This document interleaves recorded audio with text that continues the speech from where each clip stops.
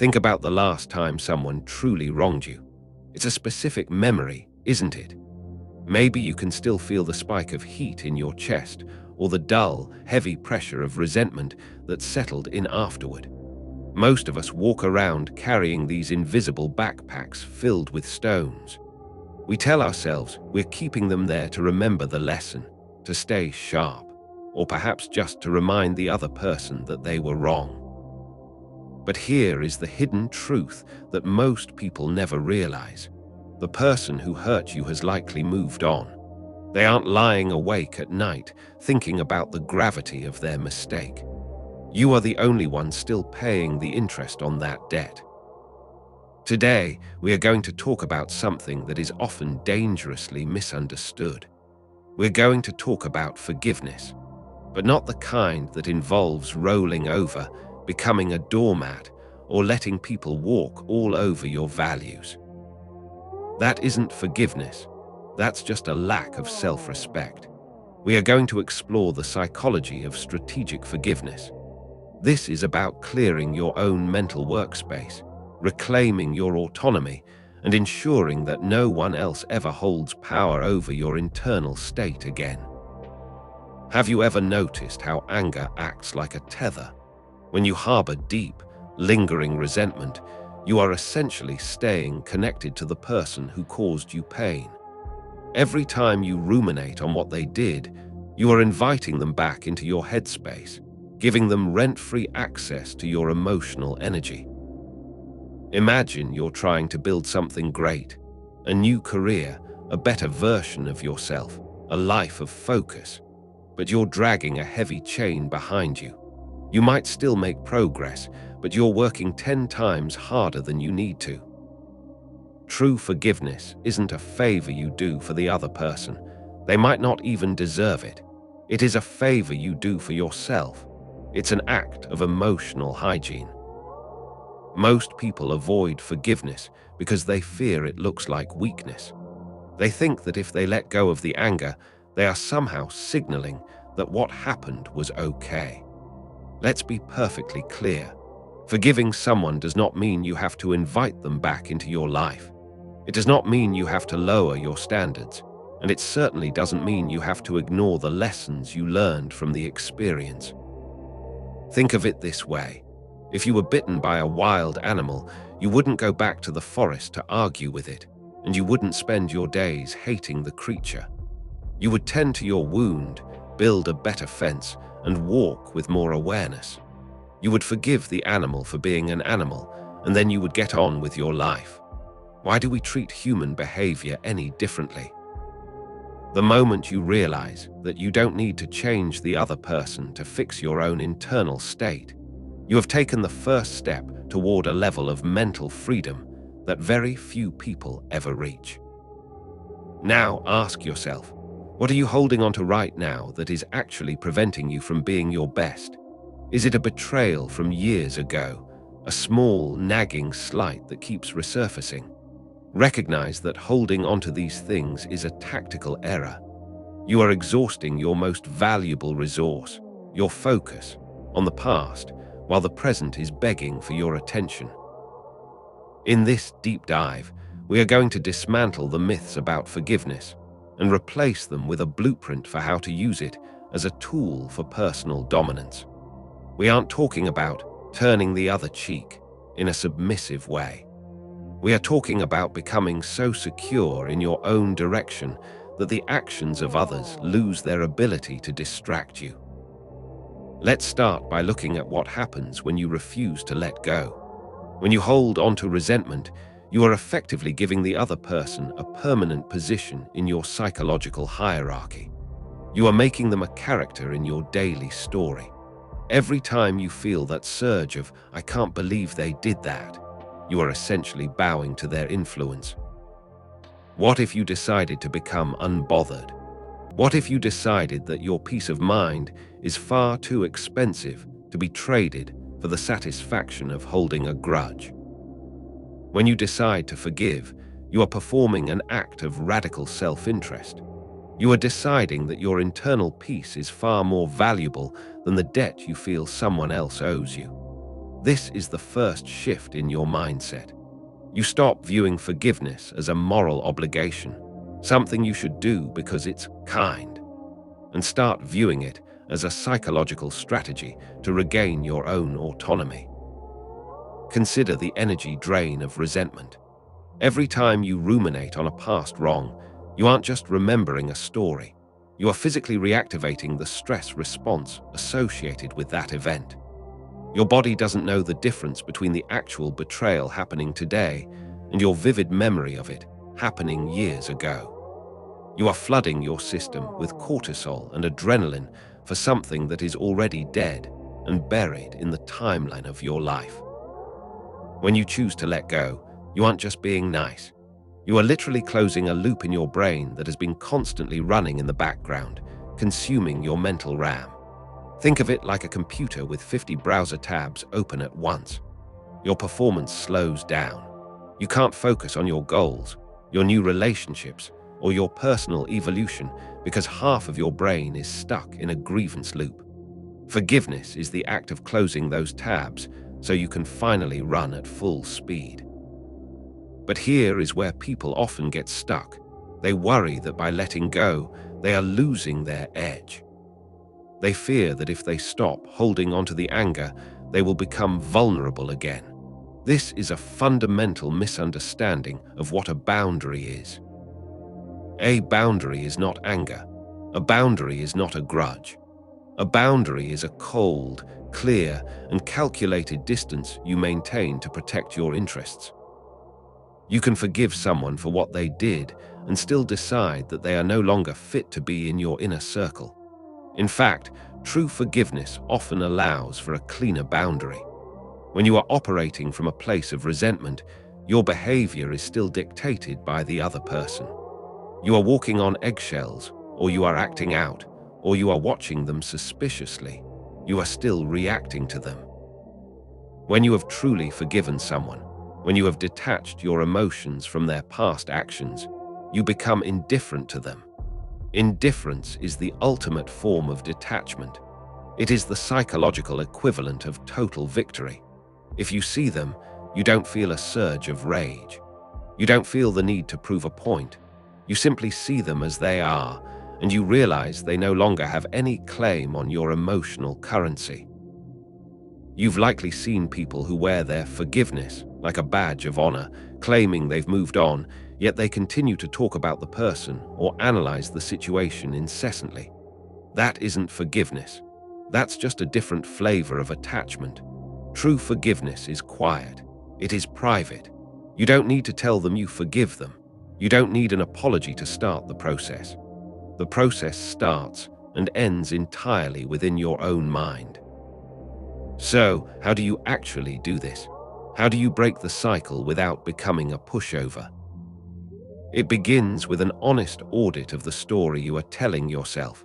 What narrative are you playing on loop? Is it, I was a victim of their cruelty? Or is it, I learned a brutal lesson about who I can trust? The first narrative keeps you trapped in the past. The second narrative gives you a tool for the future. When you shift the narrative, you shift your identity. You are no longer the person who was hurt. You are the person who navigated a difficult situation, gained a painful but necessary insight, and kept moving forward. The moment you define the experience by the lesson rather than the injury, the resentment loses its fuel. Now, let's talk about the anatomy of a boundary. If you are going to forgive without becoming a target again, you must understand that your boundaries are not for them. They are for you. Imagine a castle. The walls are not there because you are afraid of everyone outside. They are there so you can manage what and who is allowed into your inner sanctum. Forgiveness is the act of opening the gate to let the poison out, but it does not mean you have to take down the walls. Many people confuse forgiveness with reconciliation. They think that if they forgive, they are obligated to resume the relationship, return to the friendship, or act as if nothing happened. That is a dangerous, costly mistake. Reconciliation is a reward for earned trust. Forgiveness is a gift you give yourself to stop the bleeding. They are two entirely different things. If someone has shown you that they are capable of betrayal, disrespect, or manipulation, that is a data point. You use that data to adjust your future interactions. You don't need to hold on to anger to keep that data point in mind. In fact, if you are holding on to anger, your judgment is clouded. You are reacting to your emotions rather than observing their behavior. When you are calm, when you have let go of the need for them to change, or for them to apologize, or for them to understand how much they hurt you, you finally become an objective observer. You see them clearly. You see their limitations, their patterns, and their weaknesses. You no longer need to be angry because you no longer expect them to be something they are not. Think about this. Why does it hurt when someone betrays us? It usually hurts because we had an expectation that they would behave differently. We expected loyalty or fairness or kindness. When they fail to meet that expectation, we feel the sting. But that sting is a result of our own projection. When you let go of the expectation, when you accept exactly who and what they are, the sting disappears. This is the power of the Stoic perspective. You aren't indifferent because you don't care about yourself. You are indifferent because you have decided that your peace of mind is too valuable to be dependent on the inconsistent behavior of others. You might be thinking, but what if they don't deserve my forgiveness? The concept of deserving is irrelevant here. If you wait for them to earn your forgiveness, you are giving them control over your healing. If they never apologize, or if they double down on their behavior, you are still the one holding the bag of resentment. By choosing to forgive, you are unilaterally deciding that the chapter is closed. You are taking the pen back and writing the next sentence yourself. When you master this, you notice a massive shift in your presence. You stop looking over your shoulder. You stop talking about the past. You stop explaining yourself to people who aren't listening. You start to walk with a kind of quiet, unshakable authority. People can sense when someone is unburdened. It is an incredibly attractive and commanding trait. People who carry heavy grudges often have a frantic, desperate energy. They are constantly looking for validation or for an audience to hear their side of the story. They want to be justified, but the person who has forgiven, they don't need justification. They are already busy building their future. So, how do you handle the people who want to know why you aren't reacting? How do you deal with the social pressure to stay angry, to hold a grudge, or to stand up for yourself in a way that just keeps the conflict alive? This is where your new level of emotional intelligence becomes your greatest shield. When you stop chasing the win in a conflict, that temporary dopamine hit you get from feeling like you got the last word, you stop being a participant in their game. You aren't playing by their rules anymore.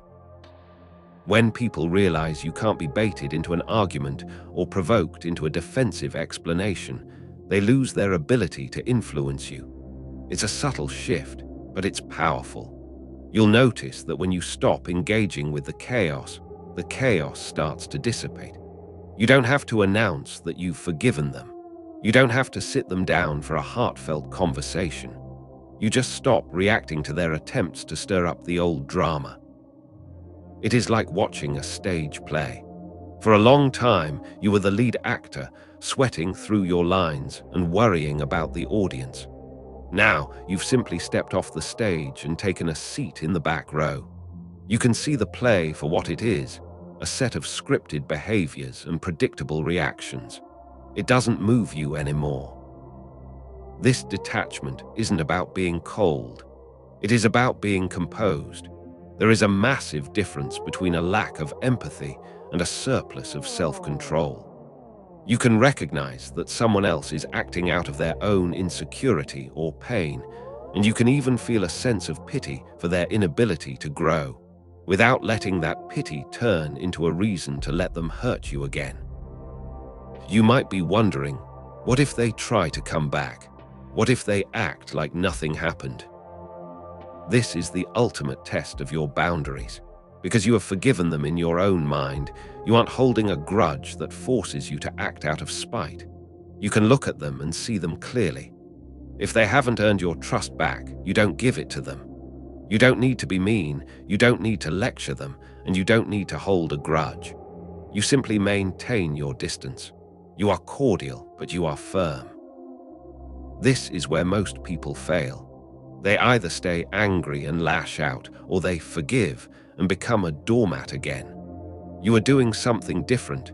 You are forgiving and staying vigilant. You are moving forward with your life, leaving the weight of the past behind, but keeping your eyes open for the future.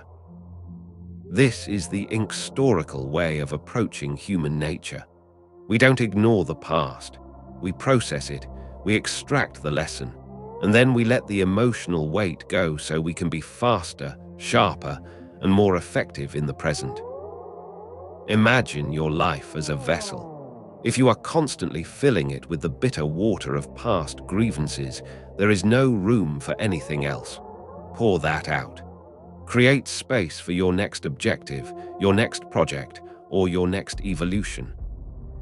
As you continue to refine this practice of strategic forgiveness, you will find that your ability to read people becomes sharper. Because you are no longer blinded by your own emotional volatility, you can observe the patterns of others with clinical precision. You start to notice that people who repeat the same negative behaviors are often trapped in their own cycle of resentment and unprocessed pain. You don't need to fix them. In fact, trying to fix them is often just another way of trying to control their behavior so you can feel safe. When you accept that you cannot control anyone but yourself, you reach a state of true psychological autonomy. Ask yourself, what do I need to let go of today to clear my vision for tomorrow? Perhaps it's the need to be understood. Most people spend their lives desperate for others to see things from their perspective, to admit they were wrong, or to acknowledge the pain they caused. But what if you stopped needing that? What if you decided that your own internal validation is the only one that carries weight? When you stop requiring an apology to move forward, you take the power out of their hands and put it squarely back into your own. You are no longer waiting for them to act so you can be free. You are freeing yourself right now. This process isn't a one-time event. It is a discipline. You will encounter new situations, new betrayals, and new challenges. But now you have a framework. You know that anger is a temporary tool, but detachment is a permanent skill. You know that your boundaries are your own, and they don't depend on whether or not you've forgiven the person on the other side of them. You are building a version of yourself that is increasingly difficult to manipulate, distract, or derail. You are becoming someone who moves through the world with a sense of deliberate, quiet power. People will wonder how you remain so calm, how you recover so quickly, and why you don't seem to hold onto the bitterness that consumes everyone else. Don't explain it to them. Just show them by the way you live. Your results, your focus, and your composure will be the only evidence you ever need to provide. Keep this in mind. The goal isn't to become cold or unfeeling. The goal is to be fully in control of your reactions. You are the architect of your own emotional landscape. Every time you choose to release a burden that no longer serves you, you are strengthening your foundation. You are breaking the cycle, not for them, for you. By now, you might feel a strange sensation, a lightness where there used to be a dull, constant throb of indignation. This is exactly what you are aiming for. When you stop feeding the fire of your own anger, it inevitably goes out. It has no choice. Resentment, after all, requires your constant participation to survive. Without your focus, without your rumination, and without your emotional investment, it starves. Reflect on the nature of respect for a moment. You want to be respected by others, right? But think about who actually commands respect in any room. It is rarely the person who is loudest about being wronged. It is rarely the person who is obsessed with getting even or holding a grudge. The people who command the most respect are those who seem unassailable, the ones who, when faced with a slight or a betrayal, simply adjust their strategy and continue on their path without missing a beat. They are respected because they demonstrate that they are above the fray. They demonstrate that they possess a high level of self-mastery. They show that while they are aware of the actions of others, they are not governed by them. This is the level of psychological maturity you are currently building. Understand that there will be people in your life who want you to stay angry. They want you to stay in that cycle of victimhood because it makes you predictable. If you are angry, you are reacting. If you are reacting, you are controlled. When you break the cycle, you become unpredictable to them. You become harder to read, harder to influence, and much harder to manipulate. This isn't about isolation. It's about selection. You are selecting who gets access to your emotional energy. By forgiving the past, you are freeing up that energy to invest in the relationships and goals that actually matter. You are curating your life, not just reacting to it. As you move forward, carry this truth with you. Your power does not come from what happens to you, but from what you choose to do with it. Every betrayal, every disappointment, and every mistake you encounter is just another piece of data. Use it to build a stronger, more resilient, and more focused version of yourself. You are the only person who has to live in your head 24 hours a day, 7 days a week. Make it a clean, organized, and peaceful space. Don't let the shadows of the past clutter your future. Keep your eyes forward, keep your boundaries firm, and keep your mind clear. You have learned how to let go without losing your strength. You have learned how to forgive without losing your respect. Now, go apply this. Master your internal state, and you will find that the external world begins to align with your new, unshakable standard. The cycle is broken. You are free to begin again. You have reached a point where the noise of the past no longer dictates the direction of your future. By choosing to let go, you have reclaimed the mental real estate that was once occupied by resentment. This is the ultimate form of psychological self-mastery, the ability to look at an experience, extract the value, and then release the emotional charge, leaving you unburdened and ready for your next move.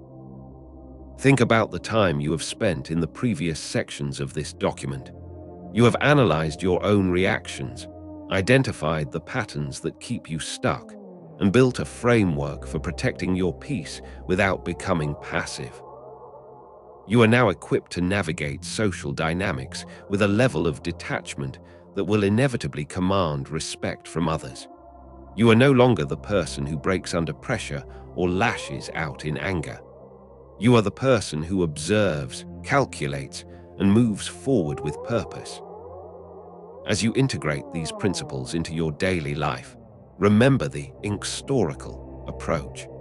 Stay grounded in the reality of human behavior, maintain your boundaries with a calm hand, and prioritize your own evolution over the need for external validation.